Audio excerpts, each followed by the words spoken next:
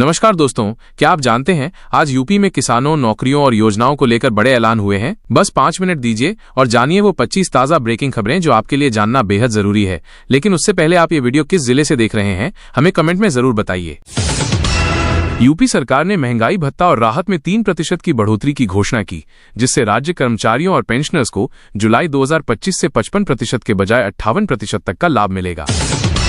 मुख्यमंत्री योगी आदित्यनाथ कल 4.83 लाख छात्रों को छात्रवृत्ति वितरित करेंगे, जिसमें अनुसूचित जाति वर्ग के 92,000 छात्रों को विशेष लाभ दिया जाएगा।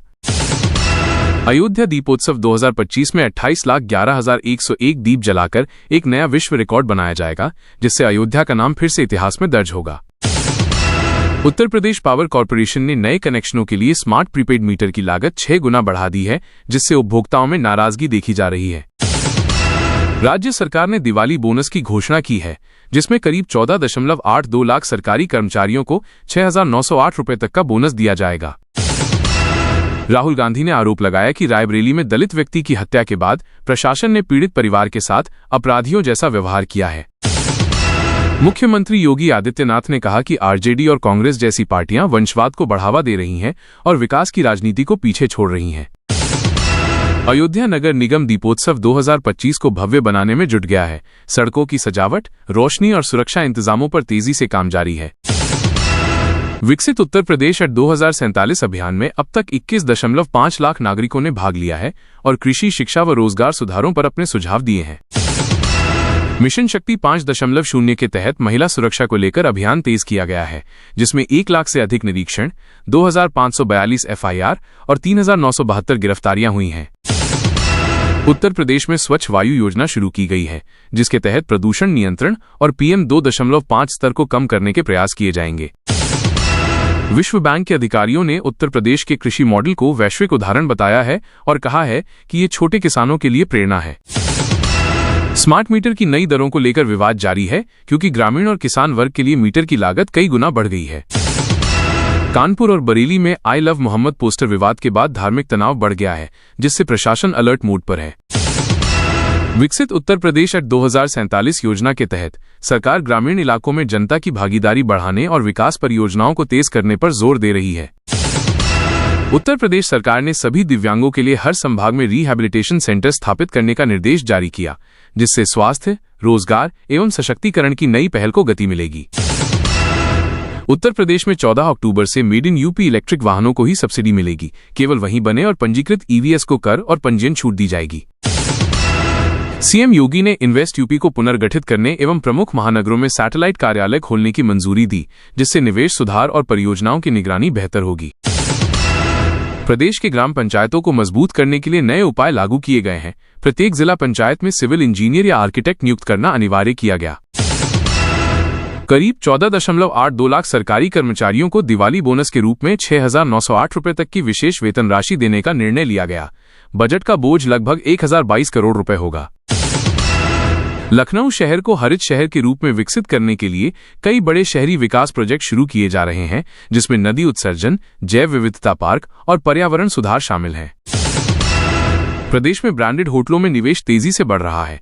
नई होटल परियोजनाएं हापुड़, वृंदावन, प्रयागराज समेत कई जिलों में आरंभ की गई हैं। यूपी के लगभग 69,000 विद्यालयों ने विकसित भारत बिल्डाथो में नामांकन किया है, जिसमें लाखों छात्र, शिक्षक नवाचार व प्रोटोटाइप पर काम करेंगे। राज्य में 500 से अधिक उत्कृष्ट खिलाड़ी अब सरकारी पदों पर नियुक्त किए गए हैं, जैसे DSP, नायब तहसीलदार व स्पोर्ट्स अधिकारियों के रूप में नौकरी दी गई।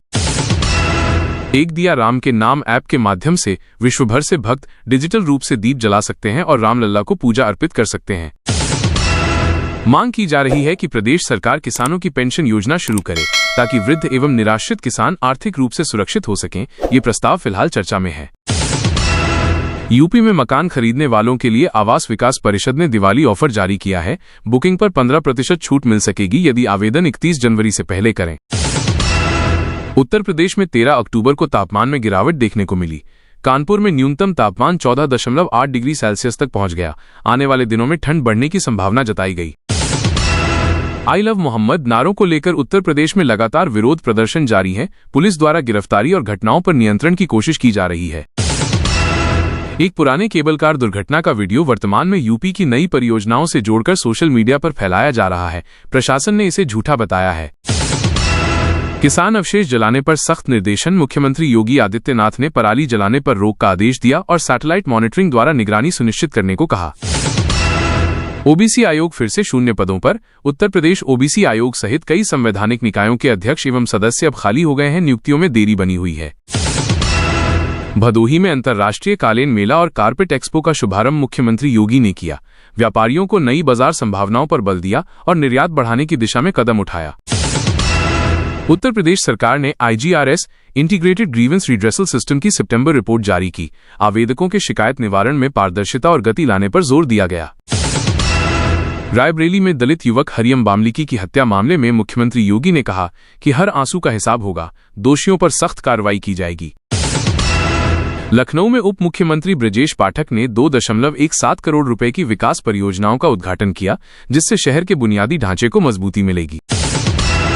बढ़ती बिजली मांग को पूरा करने के लिए उत्तर प्रदेश समेत कई राज्यों ने 2030 तक 7 गीगावाट कोयला आधारित बिजली सौदे किए हैं, ताकि ऊर्जा आपूर्ति सुनिश्चित की जा सके। लखनऊ में माटी कला महोत्सव शुरू हुआ, जिसमें मृदु शिल्पियों के लिए कलात्मक और आर्थिक समर्थन की योजनाएं प्रस्तुत की गईं, जिससे ग्रामीण कारीगरों को प्रोत्साहन मिलेगा। महिला सुरक्षा को ध्यान में रखते हुए योगी सरकार ने मिशन शक्ति 5.0 की शुरुआत की। एंटी रोमी स्क्वाड ने कई जिलों में व्यापक निरीक्षण कर सुरक्षा व्यवस्था सुदृढ़ की। विकसित यूपी 2047 अभियान में ग्रामीण युवाओं ने शिक्षा, स्वास्थ्य, कृषि और डिजिटल बुनियादी ढांचे पर 21 लाख से अधिक सुझाव प्रस्तुत किए। सरकार ने इसे नीति में शामिल करने का आश्वासन दिया। अयोध्या दीपोत्सव की तैयारी जोरों पर है। इस बार 19 अक्टूबर को 28 लाख दिए जलाकर नया विश्व रिकॉर्ड बनाने की योजना। 56 घाटों को रोशनी से जगमगाया जाएगा। जनता दर्शन में मुख्यमंत्री योगी ने कहा कि राज्य सरकार योजनाओं का लाभ बिना भेदभाव के हर पात्र तक पहुंचाएगी और हर नागरिक की शिकायत का समाधान प्राथमिकता से होगा। मेरठ में श्मशान घाट पर जलती चिता से मानव खोपड़ी निकालने का सनसनीखेज मामला सामने आया। 2 युवकों को तांत्रिक अनुष्ठान के शक में पुलिस ने गिरफ्तार किया।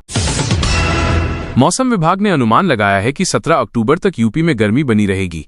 इटावा में न्यूनतम तापमान 15 डिग्री तक गिरने की संभावना जताई गई है। उत्तर प्रदेश ने भविष्य के लिए कोयला आधारित बिजली संयंत्रों से नए समझौते किए हैं, ताकि राज्य में लगातार बढ़ती बिजली मांग को समय पर पूरा किया जा सके। यूपी पुलिस ने अपने जवानों व उनके परिवारों के स्वास्थ्य के लिए 34 जिलों में वेलनेस शिविर शुरू किया, जिसमें फ्री चेकअप व डायग्नोस्टिक सुविधा दी जा रही है। तो दोस्तों, ये थी आज की 25 सबसे बड़ी यूपी की खबरें। अगर आपको वीडियो पसंद आया हो तो लाइक करें, शेयर करें और सब्सक्राइब करना ना भूलें। अगली बड़ी अपडेट के साथ फिर मिलेंगे।